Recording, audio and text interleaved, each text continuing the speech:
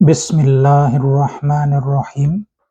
রব্বি ইশরাহ লি সাদরি ওয়া ইয়াসসির লি আমরি ওয়াহলুল উকদাতাম মিন লিসানি ইয়াফকাহু কওলি। পবিত্র জুম্মার দিনে রাসূল সাল্লাল্লাহু আলাইহি ওয়াসাল্লামের কয়েকটি হাদিস আলোচনা করব ইনশাআল্লাহ। আবু মাসুদ বদরি রাদিয়াল্লাহু তাআলা আনহু বলেন, রাসূলুল্লাহ সাল্লাল্লাহু আলাইহি ওয়াসাল্লাম নামাজে শুরুতে আমাদের কাঁধ ছুঁয়ে বলতেন, তোমরা সমানভাবে সোজা হয়ে যাও আর পরস্পর বিরোধী হয়ো না, নচেৎ তোমাদের অন্তর বিরোধপূর্ণ হয়ে যাবে। তোমাদের মধ্যে যারা জ্ঞান সম্পন্ন তারা আমার নিকটে থাকবে, তারপর তাদের পরের স্থানের লোকেরা, তারপর তাদের পরের স্থানের লোকেরা। হাদিসটি এসেছে মুসলিম শরীফে। অন্য একটি হাদিসে আসে, আবু মাসুদ ইবনে মাসুদ রাদিয়াল্লাহু তাআলা আনহু বলেন, রাসূল সাল্লাল্লাহু আলাইহি ওয়াসাল্লাম বলেছেন, তোমাদের মধ্যে যারা জ্ঞান বুদ্ধি সম্পন্ন তারা আমার নিকটে থাকবে, তার পরের স্থানের লোকেরা, তারপর তারপর তাদের পরের স্থানের লোকেরা, তারপর তাদের পরের স্থানের লোকেরা। আর তোমরা বাজারের মতো শোরগোল থেকে বেঁচে থাকবে।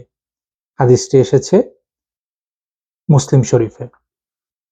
অর্থাৎ এই দুটি হাদিস থেকে আমরা কি শিখলাম, যে রাসূল সাল্লাল্লাহু আলাইহি ওয়াসাল্লাম নামাজের শুরুতে উনি সাহাবাদেরকে বলতেন যে সোজা হয়ে দাঁড়াতে।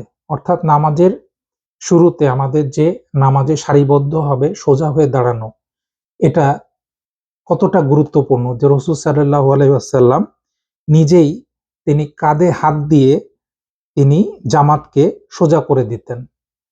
এবং এটার কারণ তিনি বলতেন যে তোমরা যদি সোজা হয়ে না দাঁড়াও তাহলে তোমরা পরস্পর বিরোধী হয়ে যাবে এবং তোমাদের অন্তর বিরোধপূর্ণ হয়ে যাবে।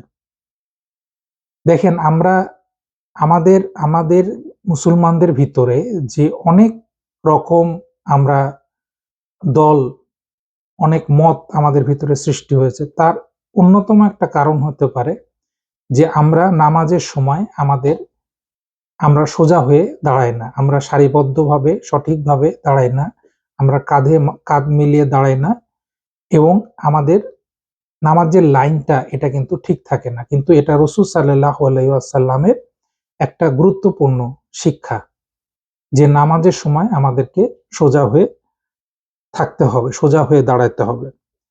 এবং তারপরের অংশে তিনি বলছেন যে তোমাদের ভিতরে যারা জ্ঞান বুদ্ধি সম্পন্ন লোকেরা তারা আমার নিকটে থাকবে, এবং তারপর পরে থাকবে তারপরের স্থানের লোকেরা। অর্থাৎ যে ইমাম, তার কাছাকাছি বেশি থাকবে কারা, যাদের ভিতরে জ্ঞান বুদ্ধি বা ইলম বেশি আছে, জ্ঞান বেশি আছে, তারা থাকবে। তাহলে আমাদের দেশে দেখা যায় যে ইমামের পিছনে যে দাঁড়ায় সে হয়তো একজন রাজনৈতিক নেতা, তাকে সামনের সারিতে দেয়া হয়, বা একজন বড় ব্যবসায়ী, তাকে সামনের সারিতে দেওয়া হয় তার সামাজিক অবস্থানের কথা বিবেচনা করে। কিন্তু রাসূল সাল্লাল্লাহু আলাইহি ওয়াসাল্লামের শিক্ষা হচ্ছে যে ইমামের কাছাকাছি থাকবে যার ভিতরে ইলম বেশি আছে, যার ভিতরে জ্ঞান বেশি আছে, তারা রাসূল সাল্লাল্লাহু আলাইহি ওয়াসাল্লামের কাছাকাছি থাকতেন। এটা তার নিজের দেয়া নির্দেশ। এবং সর্বশেষ তিনি আরেকটা কথা বলছেন যে তোমরা বাজারের মতো শোরগোল থেকে বেঁচে থাকো। অর্থাৎ যে মসজিদে শোরগোল করা, মসজিদে উচ্চ স্বরে কথা বলা, এটা অনেক সময় আমাদের ভিতরে দেখা যায় যে মসজিদে আমরা জোরে জোরে কথা বলতেছি, জোরে জোরে ডাক দিচ্ছে একজন আরেকজনকে। কিন্তু মসজিদের আদব হচ্ছে যে আপনি আস্তে আস্তে কথা বলবেন, মসজিদে পবিত্রতা রক্ষা করবেন, নিচু স্বরে কথা বলতে হবে। এটা রাসূল সাল্লাল্লাহু আলাইহি ওয়াসাল্লামের একটি অত্যন্ত গুরুত্বপূর্ণ শিক্ষা। আরেকটি হাদিসে আসছে, জাবের রাদিয়াল্লাহু তাআলা আনহু বলেন, রাসূল সাল্লাল্লাহু আলাইহি ওয়াসাল্লাম শহীদগণকে কবরে রাখার সময় দুজন দুজন করে একত্রিত করতেন এবং বলতেন, উভয়ের মধ্যে কে কোরআন বেশি জানে। যখন কারো দিকে ইঙ্গিত করা হতো তখন তিনি তাকে কবরে আগে রাখতেন। হাদিসটি এসেছে বুখারী শরীফে। অর্থাৎ যে কোরআন বেশি জানবে তার অগ্রাধিকার সব জায়গায় বেশি, এমনকি শহীদগণের ভিতরেও তাদের অগ্রাধিকার বেশি। এটাই রাসূল সাল্লাল্লাহু আলাইহি ওয়াসাল্লামের শিক্ষা। অর্থাৎ আমরা কাকে বেশি অগ্রাধিকার দেই? যার টাকা পয়সা বেশি, যার সামাজিক মর্যাদা বেশি, যার ক্ষমতা বেশি, তাকে আমরা মর্যাদা দেই। আর রাসূল সাল্লাল্লাহু আলাইহি ওয়াসাল্লামের শিক্ষা হচ্ছে যে কোরআনকে বেশি জানে তার মর্যাদা বেশি। ইবনে উমর রাদিয়াল্লাহু তাআলা আনহু বলেন, রাসূল সাল্লাল্লাহু আলাইহি ওয়াসাল্লাম বলেছেন, আমি স্বপ্নে দেখলাম যে আমি মিসওয়াক করছি, তারপর আমার কাছে দুজন লোক আসলো। তাদের ভিতরে একজন আরেকজনের চেয়ে বড়। আমি ছোট জনকে মিসওয়াক দিলাম, তখন আমাকে বলা হয় বড় জনকে দাও, তখন আমি বড় জনকে দিলাম। হাদিসটি এসেছে বুখারী এবং মুসলিম। তাহলে এই হাদিসটি থেকে রাসূল সাল্লাল্লাহু আলাইহি ওয়াসাল্লাম কিন্তু আমাদের ভিতরে যারা বয়সে ছোট এবং বড়, দুই ভাইয়ের ভিতরে একজন বড় একজন ছোট, বা সামাজিক একটা সমাজে একজনের বয়স্ক আর একজন বয়সে ছোট, তার ভিতরে সম্মান কার বেশি? যার বয়স বেশি, তার সম্মানটা বেশি। এটা রাসূল সাল্লাল্লাহু আলাইহি ওয়াসাল্লাম আমাদের শিক্ষা দিয়ে গেছেন।